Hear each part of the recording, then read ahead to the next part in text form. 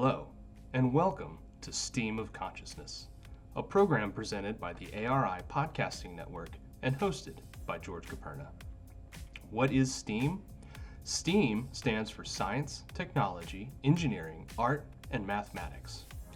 During each episode, we will take a few minutes to sit down with professionals in different STEAM-related fields to give them an opportunity to share their story and give their perspectives with the goal of promoting career awareness to potentially interested students, young professionals, and of course, anyone else who shares a fascination with these areas of study.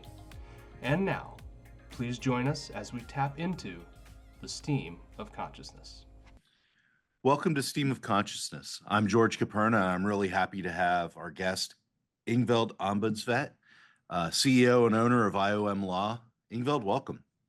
Thank you. Thank you for having me. Really appreciate the opportunity. I know you've been traveling a lot lately, so I really appreciate you making time for us today, but I think you have an interesting perspective that I'd like to share with the audience. Thank you. So first of all, let's tackle the 800-pound or 800 metric ton gorilla since you're in the EU. A lawyer on a STEAM podcast, why? What is it that IOM Law does? Well, I could be asking myself the same question. Lawyers in a technical field, often I'm thinking that as well, that sitting in the room and getting beaten up by technical specificities that I'm not necessarily qualified to know much about. But I would like to say that it's been a journey, and I've started working on CCUS related issues for, 14 years ago. And by coincidence, like so many others, starting in the field, basically I was working on oil and gas to start, but I was also involved in CCUS from a very early stage. And CCUS is?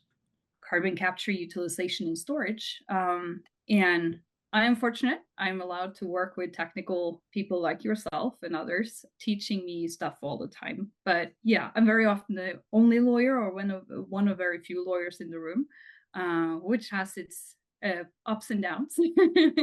So what is IOM Law doing in the CCUS space?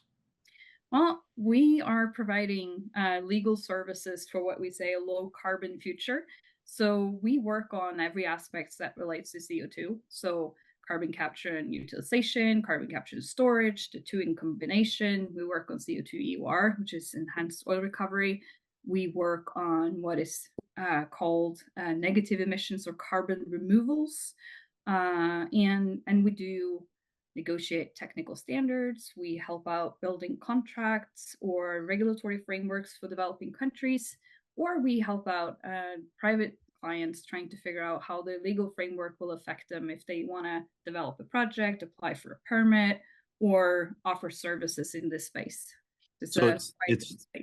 I'm sorry. It sounds like it's in parallel to the technical work that folks like me and others do. We couldn't do it without this essential parallel piece. No, exactly. And that goes both ways. I would do a very poor job as a lawyer if I didn't try to understand as much as I could about the technical and commercial aspects of what we're doing. Because a lot of what we do is trying to help our clients assess risk. And if we don't understand the technical or commercial aspects, we're also useless in terms of advising on what type of risk the client is or should not take on for project development. Well, when did you know that marrying law and this type of technology was just right for you? I think that was very early on. One of the first meetings I was in, trying to develop a CCS project in Norway. I came out of that meeting with so many questions. I had no idea all of the terms they were talking about, the technical aspects of the project and installation, and try to kind of negotiate how to build this demonstration project. And I came out of there just clueless to what all of these technical terms actually meant. So I actually ended up signing up for a summer school, which was a 1-week summer school at the technical university with basically only technical people. I think we were 2 non-technical people in the room, one with social science background and then me with a legal background. And for a full week, we were taught about the different aspects of capturing, transporting, and storing CO2. And some of the students there asked me, so did your boss make you go here? I mean, this must be so painful for you. This must be suffocating. And I'm like, well, no, actually, I asked permission to participate. They looked at me, shake their head, and like, you have to be crazy. Well, but think about it. If I'm going to help you build something in the future, it would be good for you to know that I understand what you're doing. So that was pretty early on in my career as a young CCS attorney. Well, stepping back into our way back machine, let's step back to when you were in high school, or your high school equivalent in Norway, and the process is a little bit different, as I understand it, in Norway than it is in the U.S. You enter right into a law school if you choose to go to law school out of high school. So, what drew you to the law in the first place? Well, that's a good question. I actually did study business administration straight out of high school. I thought that I was going to work on numbers. But then it turned out some of the topics that we had to do during that degree were law, and I found those to be much more interesting than the business topics or the accounting or strategy topics that we did for the business administration degree. So I continued. I finished up my 3 years at the business administration degree before I started law, but I decided the right path for me would be law, and I think everyone, well, the only person that got surprised by that choice was me. Everyone around me, my family and my friends were like, yeah, we knew that you were going to be a lawyer. So yeah, that's your path. And I say this lovingly. I could have told you that too, but I think you made the right choice. Um, but it's so interesting, the journey there. You thought you were a numbers person, turned out you were a words person, and so how did that then matriculate through your law program? And you go, oh, I'm assuming their CCS is so new that there wasn't really a carbon capture and storage discipline for you to look at then. So how did you navigate through that? Well, you're completely correct. By the time I started working on CCS, we didn't even have a legal framework for that in Norway. So very few people had heard about it, and um, very few people were working on it, and even fewer lawyers were involved in this field. So I had, because of my business degree, I was working part time during law school, but with business administration things. So I kind of always knew that I would be doing commercial law or business law in some shape or form, and not work with criminal law or labor law or any of those things. I wanted to do business law in some shape or form. And then during law school, we had I had an elective topic in petroleum contracts, which was basically about building a platform or other installations for the petroleum industry and how the dynamic of those huge industrial contracts work.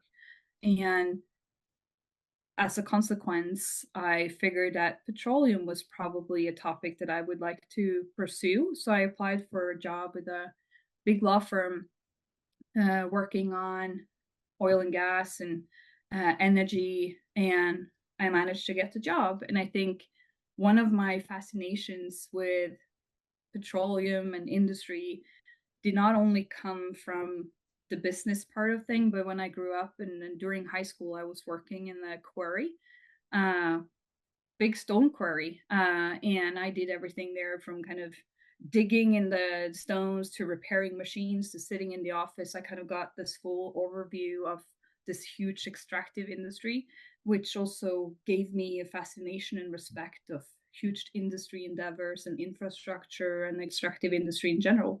So getting into that space and getting that job in that law firm was a huge opportunity that I was so happy to get. But the surprise was the first day at work, my boss came and he just threw a file in my lap saying that, welcome to us. We're going to do full scale CCS at Mongstad. And I'm like, full scale what? At where? Huh? I had never heard about it before. So I was a little bit taken aback, surprised, and also disappointed when I understood that was about CO2. That sounded so boring. But that was in December 2011. And now CO2 is all I do. Well, that's funny. I mean, and Mongstad was a project in Norway, right? Yes. Is it still ongoing or is it? No. No. It was canceled during the planning phase, the fall of 2013. So just a couple of years after I started working, the project got canceled. So it was never built. It never got to the permitting phase. But it was a huge opportunity for me to learn, and it was also very interesting to get a lot of technical and commercial insights at a very early stage as a junior associate. So I'm grateful I was part of that experience in that negotiation team. And so really, I mean, I think from my understanding in the experience set, many of those early projects went away, and there was a lot of learning, or they were very small fit for purpose pilots where people learned and then applied those learnings to, as you said, a more full scale value chain kind of project. And certainly there's a number of those going on in Europe right now. A big one off the coast of Norway, the Northern Lights project. And how has that changed the CCS environment in Norway? In many ways. So, but an important thing is that, or an important thing to mention is that we already did carbon capture and storage for many years before we got to this Northern Lights project, and even the carbon capture Mongstad project that I worked on, because we have two petroleum projects in Norway, Sleipner and Snøhvit, that have been storing CO2 offshore Norway since 1996 and 2008, respectively. And that was without a CCS specific framework. We got the CCS specific framework first in 2014, which was the year after the cancellation of the Mongstad project. And the framework came then in December 2014. And then around that time, there was also a new strategy for CCS built by the Norwegian Ministry of Energy, or then it was the Minister of Petroleum and Energy. That kind of helped us shape a new future for CCS, kind of moving away from just focusing on natural gas to other types of industries. So that the Northern Lights project today is focusing on capturing on cement and from waste to energy. And there will also be CO2 from ammonia and other international emitters from around Europe. And I think a couple of things a few things worth pointing out is that the Northern Lights project have helped other projects start planning and applying for permits following the Northern Lights commissioning, or it's not commissioned in terms of injection yet, but it's very, very mature and is planning to do injections within the next few months. And that has inspired others to follow up and make their own projects from different industrial sources of emissions, but also a lot of cross-border collaboration in Europe, where a lot of other countries around Europe also took inspiration and learning from many of the processes and learnings that we've had in Norway, so that they have been able to take that into consideration planning projects in their countries. So I think those are important outcomes. And I think also having that first demonstration project under that new framework has enabled a lot of learnings and testing of the legal framework in terms of, is it fit for purpose? Are the incentives good enough? Are the permitting procedures appropriate for the type of project that we have? But also a lot of commercial and technical learnings have come out of that project. So I think the learnings from that project will continue to build over the years to come, and it will continue to have an impact. But overall, I think it has been a very positive experience for both regulators and industry, both independently and how they need to work together to make projects happen. Well, it sounds like you were really well placed for this burgeoning CCUS industry in Norway, and certainly the parallel is very similar here in the U.S. And I know you've dabbled in some projects here, but let's pull back a little bit to you and your journey while all of this is going on. Sleipner, Snøhvit, the work leading up to and including Northern Lights. You're working at a law firm out of school, You have CCUS dumped on your lap and you're drinking all the technology and trying to understand the words. Well, um, what led you to decide that starting your own firm was the right choice for you? Probably because I'm crazy. No, but I think honestly speaking, I was not planning to start my own law firm. And I started this firm 8 years ago, which in my opinion might have been a little bit too early. I would have preferred to have someone mentoring me a little bit longer.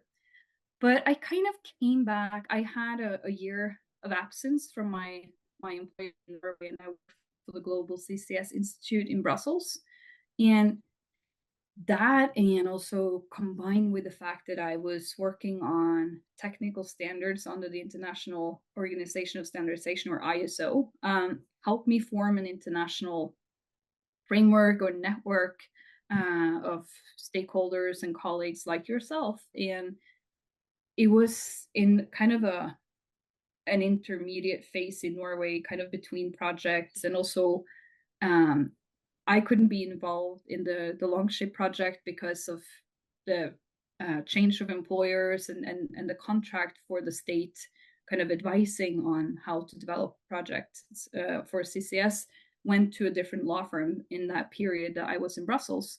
So there was really no CCS activity in my firm when I got back from a year of absence. And also my then manager, who had been mentoring me on CCS, he had decided to take a leave of absence and leave just a few months after I came back to Norway. And I figured I didn't want to let the CCS part go and stay where I was and work on other things, although other things were interesting as well. I kind of felt that I had spent a lot of time and energy building a competency on CCS and building a network, and I was reluctant to let that go. So suddenly, a few months later, I was sitting there with a firm in my lap and not necessarily having a plan for a long-term commitment. But 8 years later, I'm here, and we're 9 people, myself included. So I think I will stay for a while longer.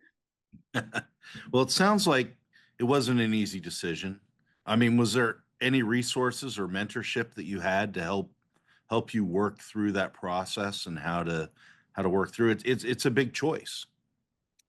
Well, not kind of a formalized mentorship or help in that sense, but I've been blessed with a number of great colleagues, yourself included, that I've been able to ask for advice, more experienced people who are either running companies themselves or have started companies and are not running it anymore for a number of reasons.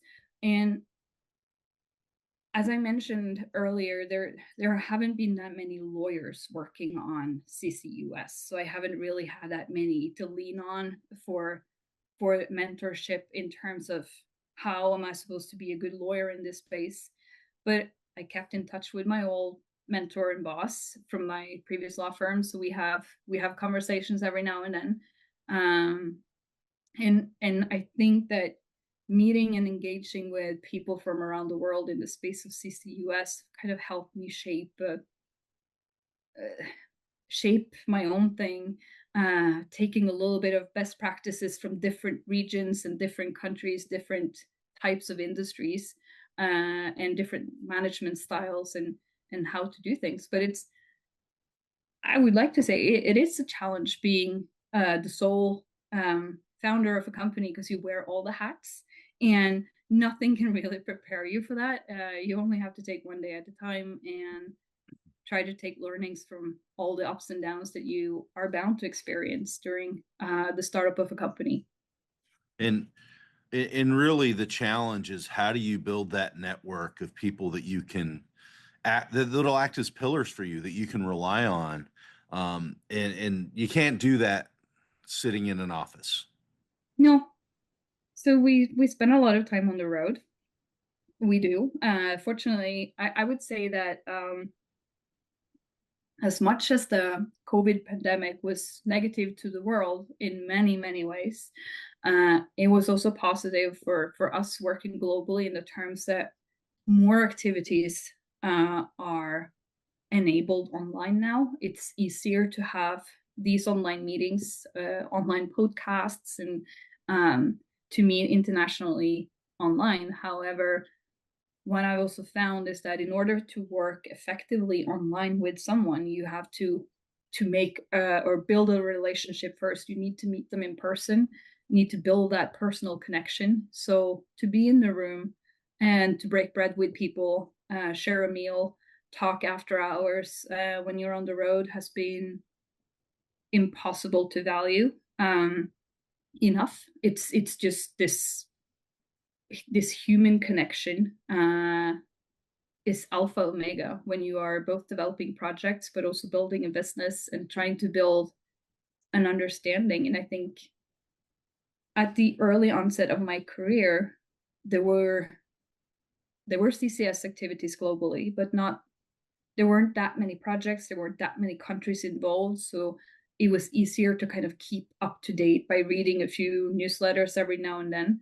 Now, the only way to really keep your finger on the pulse is to be out there and talk to people and hear presentations, to get updates over lunch, to meet the new people and the new companies involved. So yeah, we can't be in office all the time. We can't hide away behind our screens.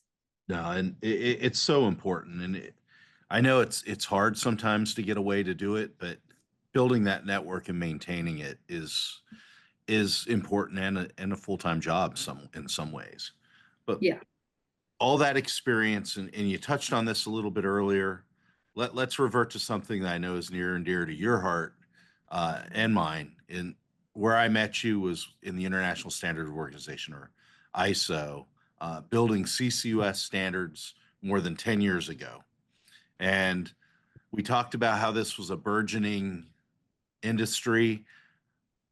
One of the ways that we were able, I think, to very successfully, mind you, to transfer the limited knowledge that we had at the time at the very early days was through these standards. And talk to me a little bit about the importance of not only that process in building your network and building a CCS program in Norway. I know that's a big bite at the apple, but I think take a couple minutes to really delve into that is important. Yeah, there are so many aspects there. And I think that standards are generally recognized as a good source to share information and knowledge, or to disseminate experience and knowledge, if you like. And the focus is then very often on the dissemination to the buyer or the user of the standards. But I think a very underestimated aspect is also the information sharing and capacity building that happens in the room with the experts sitting there, as you say, kind of pull out the experience that we have and formulate it in a standard. The education that we are giving each other in terms and commercial aspects, and also technical, first and foremost, technical aspects, have helped, I think, build a platform for many of the experts that have participated in that work. But what we also see is that the standards that we have developed and are still developing are contributing to project development and regulatory development around the world, which is a confirmation that we are onto something, that we are working on something that is actually contributing to the deployment worldwide of this very important climate change mitigation industry. Norway is an example. We've taken a couple of the standards into use in our regulatory framework by referencing them into guidelines on how to operate or develop and operate safe pipeline infrastructure and injection wells, and kind of using them both as an integrated part of the project development, but also the communication with regulators, and part of the requirements in developing demonstration projects have really been able to demonstrate that these are fit for purpose, these are useful for industry. And I think in your country, George, there are great examples of how the standards that we have developed can be used by, for example, the 45Q regime, which was referring to one of the first standards that I participated in developing together with you and others, providing a methodology for industry to actually quantify and verify the amount of CO2 that we are able to capture and store as part of a CO2 EOR project.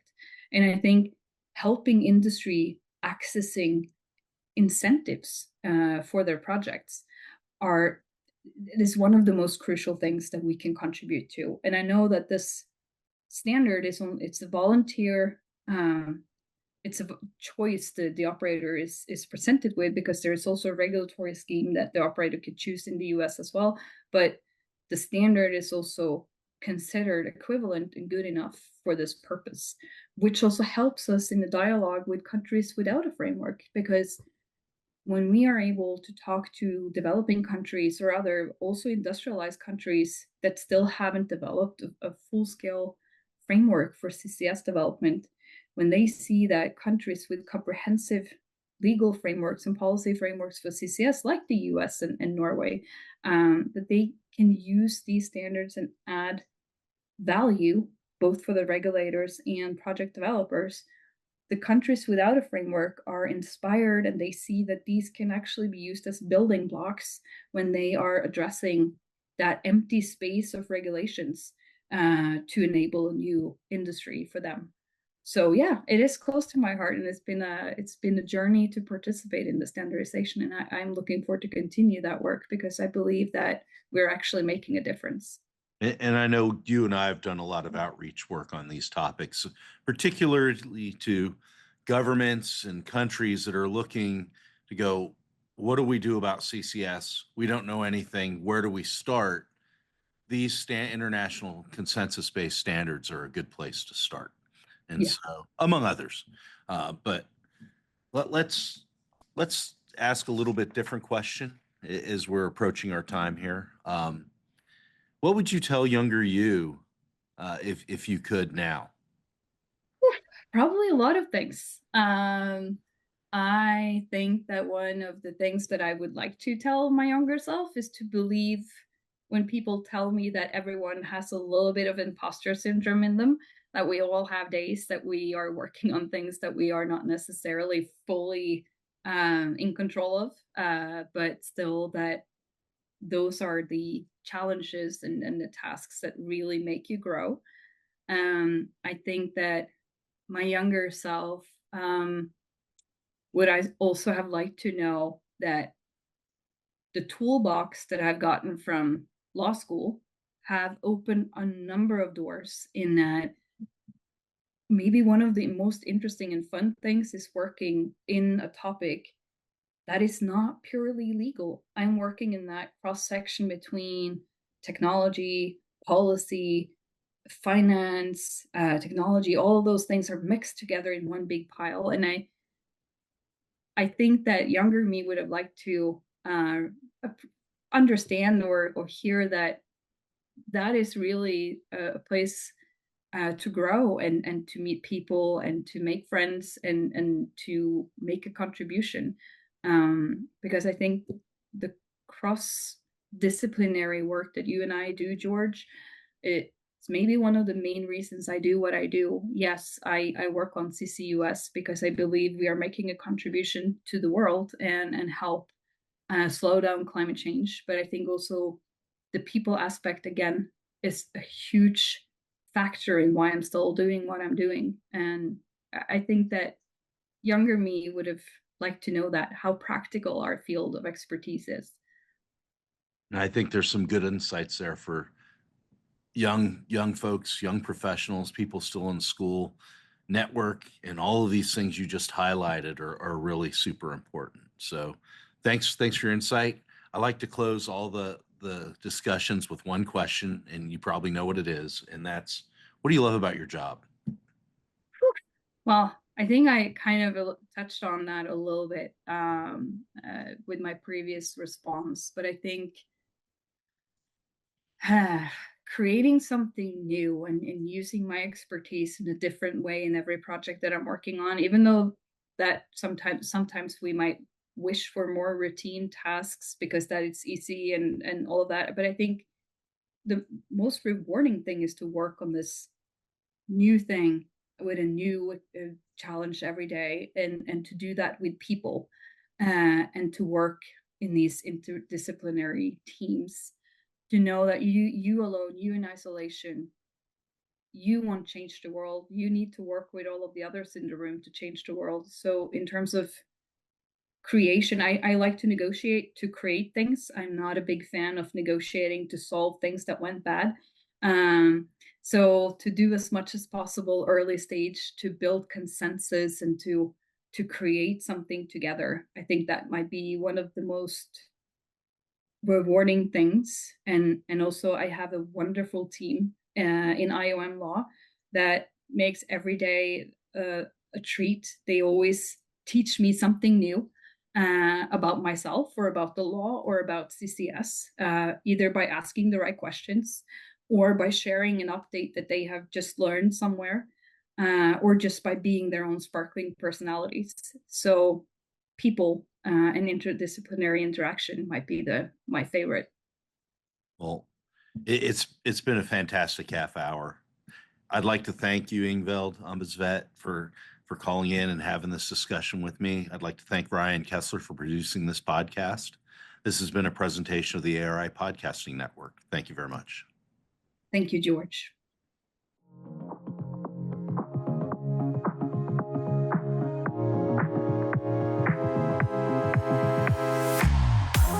Thank you for tuning in. Be sure to listen to new episodes of Stream of Consciousness, available on your preferred podcast listening station.